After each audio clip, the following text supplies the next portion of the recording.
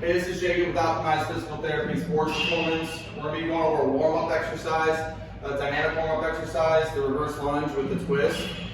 So, just like we were saying, it's a reverse lunge, lunging backwards, and then from there, we're going to rotate towards the leg that's forward to get a nice upper back and trunk rotation.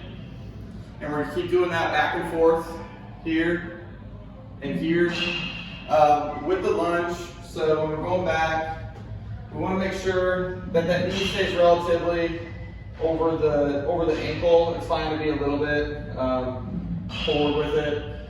And we want that knee to be somewhat close to being underneath the hip. It's fine to be a little bit back with that also, the knee behind the hip. So we're here, and then rotating towards the leg that's forward.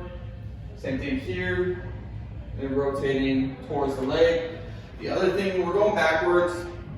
You can kind of twist that foot into the ground to get all the muscles to activate your leg a little bit. So we twist, and then when we go back, we don't want that knee to cave in at all. So we want to make sure we keep the knee lined up with the foot, maybe even slightly out. So when we're down here, we're kind of twisting that foot into the ground. It'll help torque the knee out to get the hip muscles activated a little bit more. And then we do the rotation.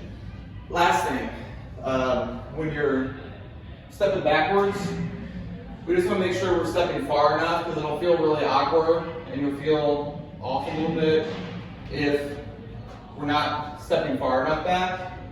And it'll put a little bit extra tension on the knee if we do that. So we want to make sure we're stepping far enough back to where we can kind of sink down into your hip a little bit. So if we're going too short, we're here, knee kind of gets driven forward, puts extra pressure on the knee. If we're doing it correctly, we step far enough back where we can kind of sink down into that hip so we can feel that working a little bit more. So that's the reverse lunge with a twist.